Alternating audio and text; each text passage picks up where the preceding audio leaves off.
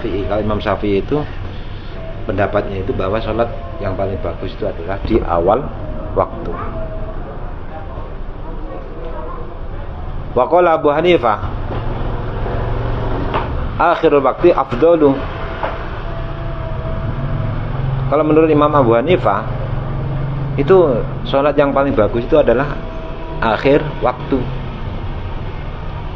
Kenapa kok bisa Imam Abu Hanifah itu kok bilang sholat yang paling bagus itu adalah akhir waktu? Li'annahu waqtal wujubi. Karena akhir waktu itu adalah waktu wujub, waktu wajib. Ngeten. Secara umum itu di mana-mana antara yang wajib dengan yang sunnah itu di mana-mana itu lebih bagus yang wajib. Ya. Zakat yang wajib dengan sedekah. Zakat itu wajib, sedekah itu sunnah. Di mana-mana antara yang wajib dengan yang sunnah itu lebih bagus yang wajib. Ya. Subuh 2 rakaat dengan tarawih 20 rakaat. Lebih bagus mana? Lebih bagus subuh 2 rakaat dibandingkan dengan 20 rakaat. Ya. Karena wajib itu tidak bisa dikalahkan oleh yang sunnah. Ya. Secara umum wajib itu lebih utama, lebih bagus daripada yang sunnah. Nah, waktu sholat itu kalau dalam pembahasan fikih itu, ya, itu waktu itu dibagi menjadi 3. Waktu yang sepertiga itu namanya waktu ikhtiar, gitu. Waktu mubah, boleh mengerjakan sholat. Tapi kalau sudah detik-detik akhir, ya, detik-detik akhir wajib itu hukumnya sholat. Kalau sudah waktu itu sudah mau habis, maka wajib harus sholat. Nah, kalau menurut Imam Abu Hanifah kok bisa akhir waktu itu lebih bagus daripada yang awal waktu? Karena yang pertama itu di awal waktu itu waktu ikhtiar, waktu mubah. Akhir itu adalah waktu wajib. Berarti lebih utama yang akhir daripada yang awal. Ya. Itu kalau menurut Imam Abu Hanifah. Makanya kita itu harus tahu argumentasinya, alasannya kok bisa Imam Abu Hanifah itu mengatakan ya, akhir itu lebih baik daripada yang awal. Ya.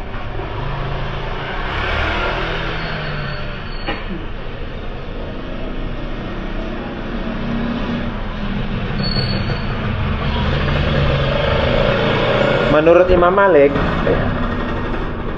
kalau menurut Imam Malik, wa Imam Malik fafusila diperinci.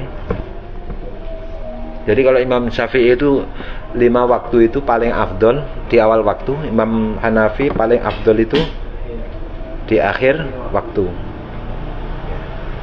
Dibuka dengan grupnya.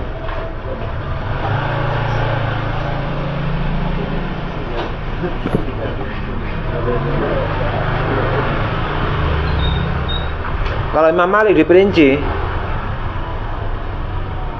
wa Imam Maliku fafusila al-qawlu wa amma subuhu wal maghribu fa awal waqti fihima afdalu. Kalau menurut Imam Malik, sholat subuh sama sholat maghrib yang paling bagus itu kalau dikerjakan di awal waktu.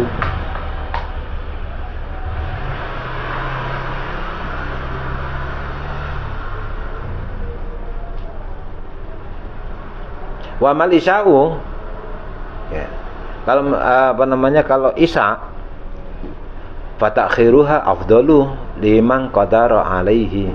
Salat isya itu lebih baik dikerjakan di akhir waktu bagi orang yang bisa melaksanakan salat isya di akhir waktu.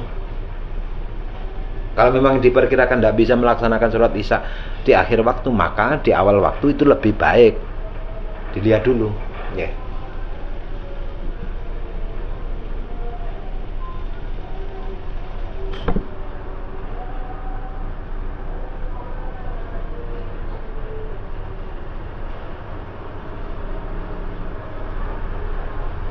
Rasulullah niku wa fil Bukhari an Anas qala akhara an Nabi sallallahu alaihi wasallam salatal isya'i ila nisfil laili summa shalla.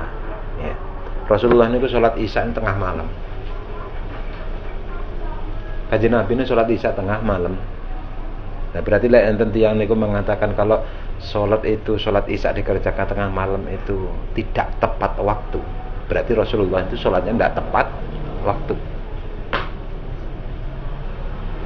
Kalau salat isya dikerjakan di tengah malam itu orang itu tidak benar, berarti secara tidak langsung mengatakan Rasulullah itu orang yang tidak benar.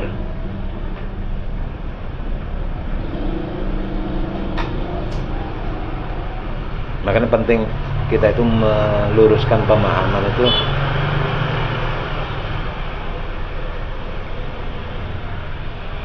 agar supaya kita itu tidak mengklaim, tidak menuduh orang, dituduh tidak benar.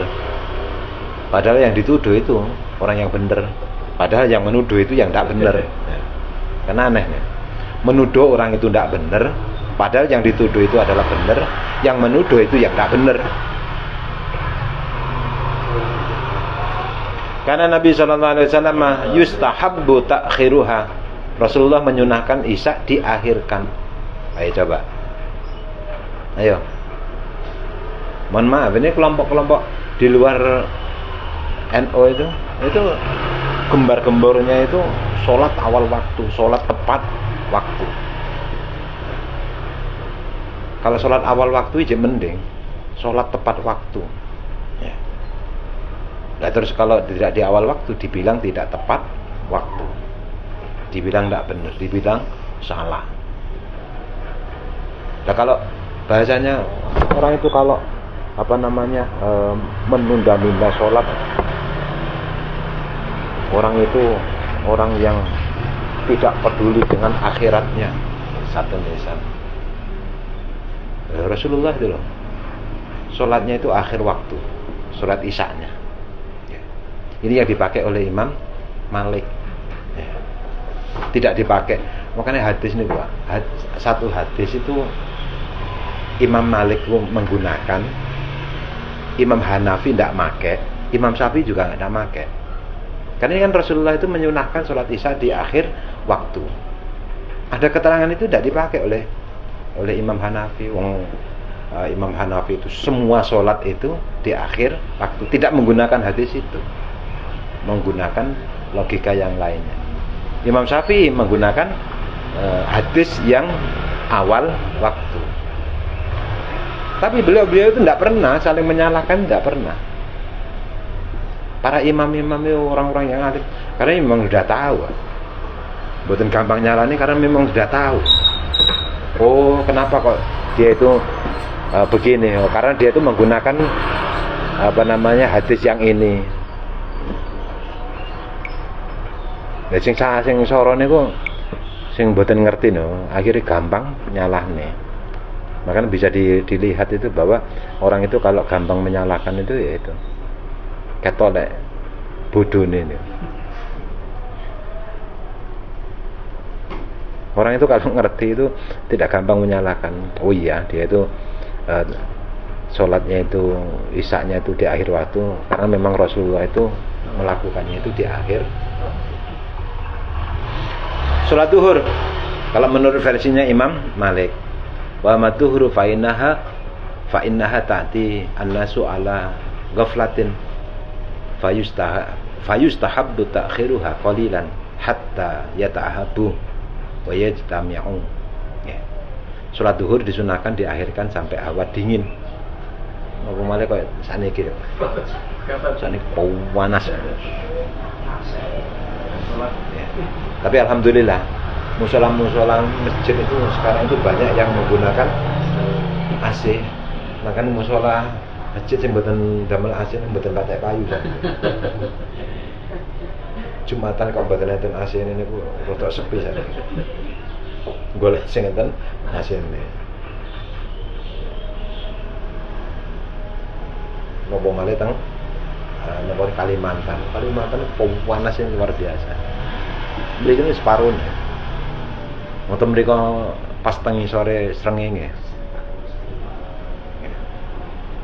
Berada di bawah peredaran matahari.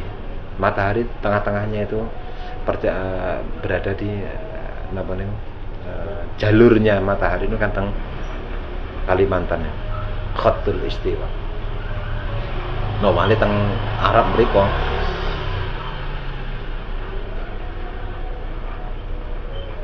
Jadi lek sholat duhur itu hendaknya itu nunggu, diakhirkan, agak diakhirkan, jangan langsung nunggu agak dingin. Hawane niku agak dingin, terus jamaah niku kersane saged kumpul.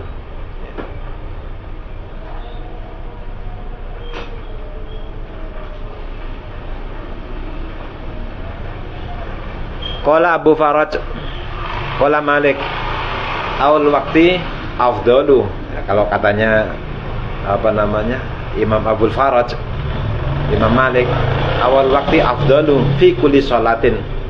Beda lagi nih. Semua sholat itu yang baik itu adalah awal waktu. Illa duhra, kecuali sholat duhur. Nah, sholat duhur itu tidak awal waktu. Yeah. Sholat duhur itu tidak masuk waktu terus langsung sholat, itu tidak, nunggu agak agak reda hawanya, rodok adem fi syiddatil harri. Rasulullah niku enten keterangan ya. Jadi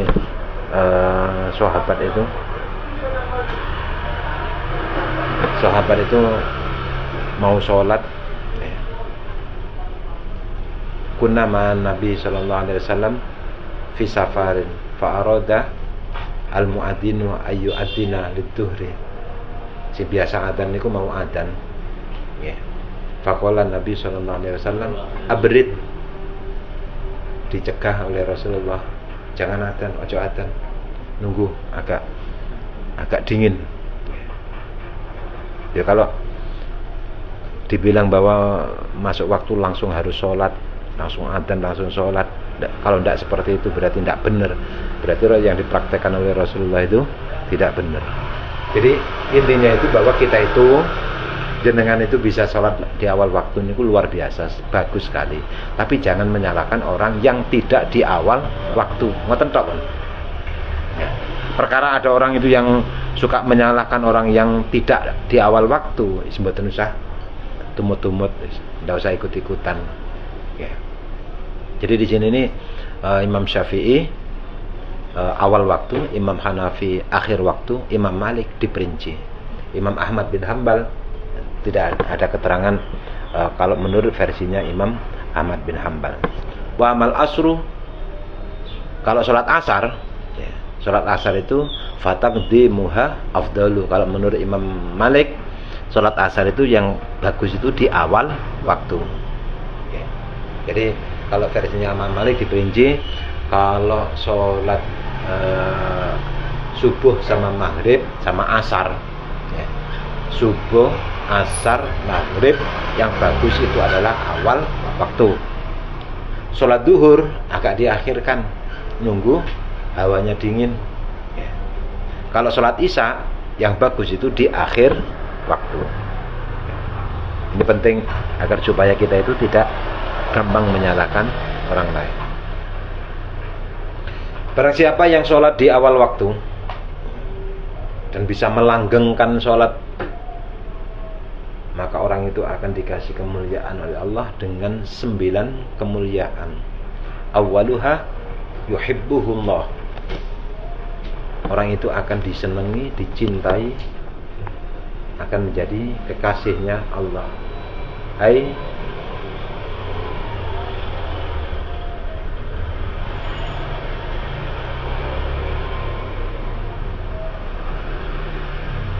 awaluha utawi kawitane songo yuhibbuhu iku demen ing man Allahu sapa Allah, ai tegese ya khusuhu nertemtokake sapa Allah ing man, mengkhususkan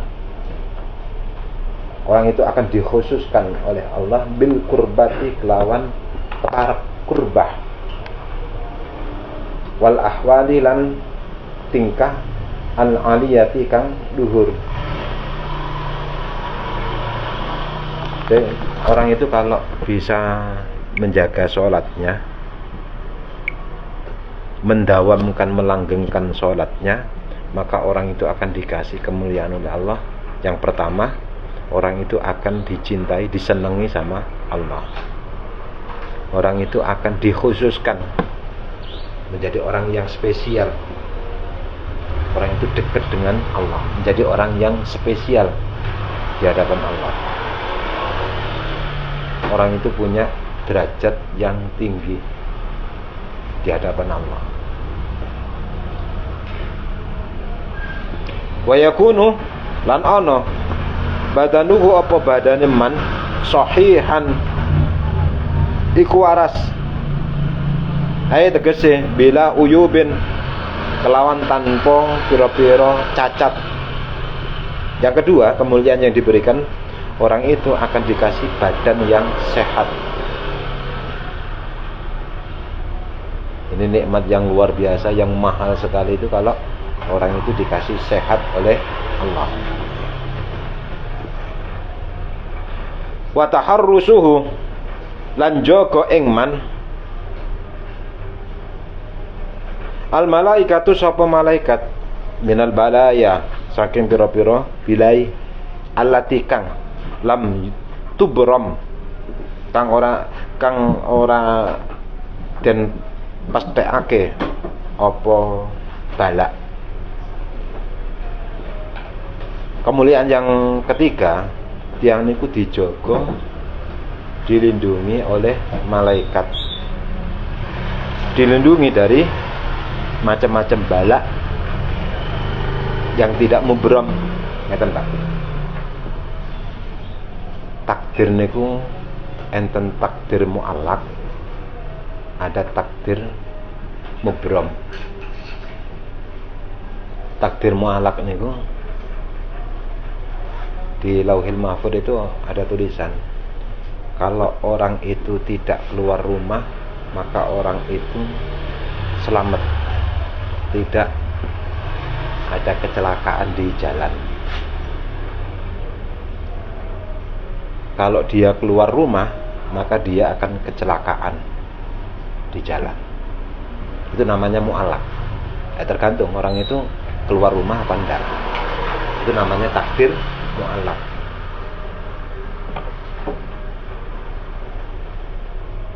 Nah, kita mau selamat dari balak itu, musibah itu apa enggak, tergantung dari orangnya. Itu namanya takdir mu'allaq. Takdir mubram itu enggak ada pilihan, cuma satu. Orang itu akan kecelakaan. Sudah, titik.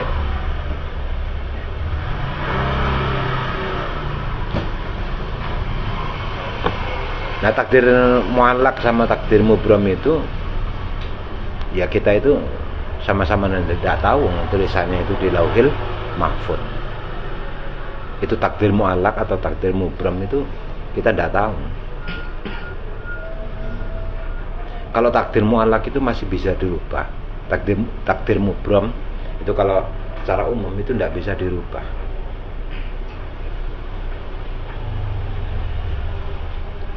Tapi di keterangan yang lainnya itu bahwa takdir mubram itu takdir yang tidak bisa dielakkan, pasti terjadi. Itu masih bisa dirubah. Masih bisa dirubah. Cara merubahnya itu bagaimana? Cara merubahnya cuma dua. Doa, wirid, dan sedekah. Nah, ini kutok. Catatan di Lauhil Mahfuz itu tercatat bahwa orang itu akan kecelakaan. Dia akan luka dan sebagainya.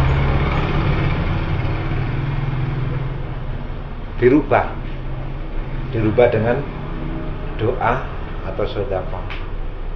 kecelakaannya itu tetap terjadi, lukanya tetap terjadi, tapi kadarnya itu berubah, kadarnya itu berkurang. Kecelakaannya tetap kecelakaan, ya. Terus lukanya itu tetap luka, yang awalnya itu sebelum berdoa atau sedekah niku kecelakaannya parah, lukanya itu parah. Setelah berdoa, setelah sedekah, luka tapi cuma lecet. Tetap terjadi, nggak bisa dihindarkan.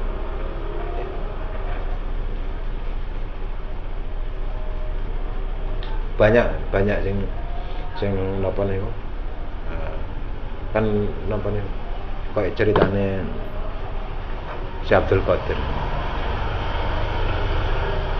Ada pedagang juragan miliarder, ya. Kulaan, kalau bahasa sekarang miliaran, kulaan barang, terus mau berangkat, mau jualan keluar negeri. Datanglah minta barokah, doa kepada gurunya Syekh Abdul Qadir. Beliau akhirnya munajat, akhirnya terus melihat, katanya beliau, jangan berangkat, kalau kamu berangkat kamu bangkrut, kamu dirampok, habis hartamu, kamu meninggal, terbunuh, jangan berangkat. Akhirnya mau bantah, tidak berani dan sebagainya, akhirnya pulang. Susah, sedih, sekolahan dan sebagainya. Kalau tidak dijual nanti bisa rugi lebih banyak dan sebagainya. Bingung ya. Ingat, akhirnya terus sowan teng Syekh Abdul Qadir. Akhirnya katanya beliau, berangkat toh, untung banyak, kamu selamat. Jadi sangat jauh berbeda. Kalau katanya gurunya jangan berangkat, nanti kamu bangkrut, rugi, terus dirampok, mati, hartanya habis. Kata muridnya Syekh Abdul Qadir, tidak. Bingung, piye gitu. Ya sudahlah, saya nurut. Kalau saya nurut gurunya, tidak bisa berangkat, rugi. Ya saya husnudzon, barokahnya Syekh Abdul Qadir berangkat. Ternyata setelah berangkat itu dapat untung banyak sekali. Setelah itu terus dia itu pulang itu akhirnya terus bingung mau sowan kemana ini. Kalau sowan ke gurunya, nyatanya prediksinya, ramalannya itu, kalau bahasanya orang sekarang, lamaran bleset, ya. Tapi kalau saya ke muridnya, dia yang lebih sepuh, ya. Ini gimana? Kalau saya ke gurunya, ya ini ramalannya tidak benar. Tapi kalau saya ke muridnya, ini lebih muda, yang situ lebih tua, gimana ini? Akhirnya terus bingung, dalam keadaan bingung mau sowan kemana dulu. Terus akhirnya terus gurunya itu datang, kamu datang sowan dulu ke muridku, ya. Akhirnya begitu nyampe itu dikasih tahu, guruku itu tidak salah guruku, bener, guruku itu bener. Kamu jangan solutan, kamu jangan salah sangka. Guruku itu mengatakan kamu kalau berangkat itu kamu itu akan bangkrut, ya. Terus kamu nanti akan dirampok di tengah jalan, terus kamu akan terbunuh, hartamu habis. Bener itu, karena guruku melihat ketika kamu bertanya itu, beliau itu menunduk terus melihat di Lauhul Mahfuz, tulisannya seperti itu.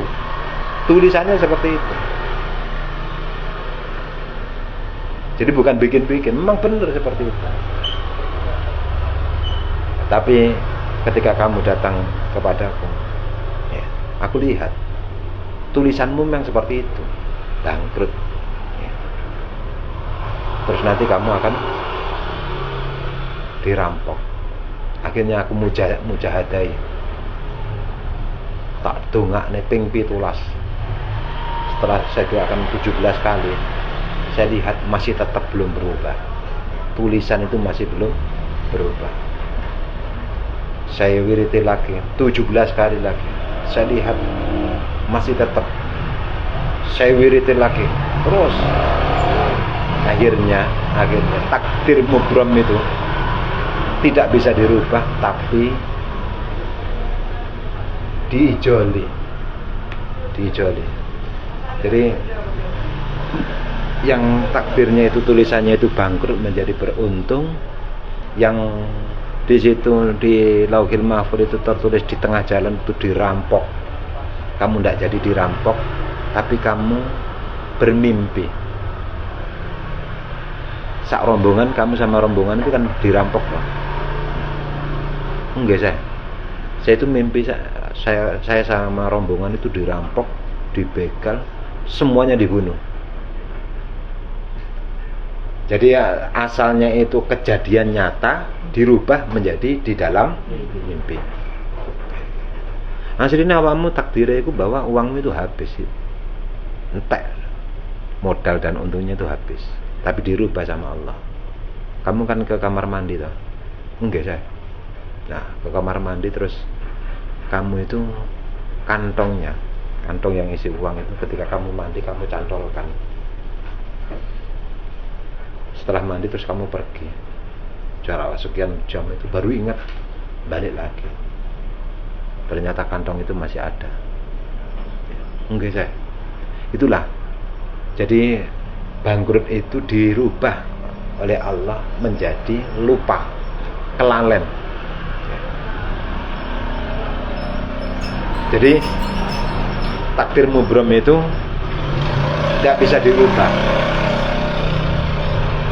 tapi bisa kadarnya itu bisa dikurangi. Makanya kalau kalian jenengan itu perbanyak wirid, doa, sedekah, karena kita tuh tidak tahu takdir kita itu seperti apa, catatan kita itu di Lauhil Mahfuz itu seperti apa, kita tidak tahu. Kita minta, kalau kita itu takdirnya itu tidak baik, kita minta yang baik ya.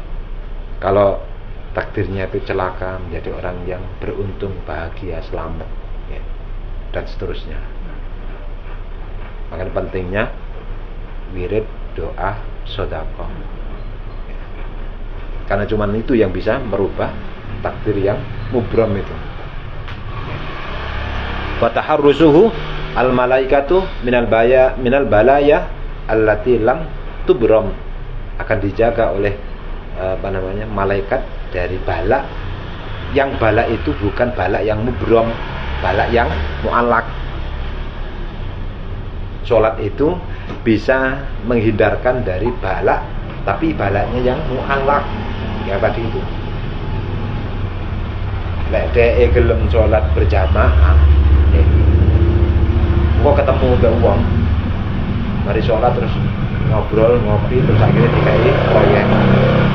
Tapi nek gak sholat berjamaah, gak ketemu uang itu, nah itu jenenge takdir mu'allak nih. Nah, kesimpulannya mari kita jaga sholat kita. Kita itu sudah bisa sholat itu. Hari ini orang itu sudah mau sholat itu sudah luar biasa ya. Betul usah ikhlas ya. Keduren ya. Betul usah nyari yang super. Orang itu hari ini sudah mau sholat itu sudah luar biasa, dan kita dipilih oleh Allah mau sholat ini adalah anugerah yang luar biasa. Mudah-mudahan bisa istiqomah hatta yaumul ala dunia wa li dunia surah al-Fatihah.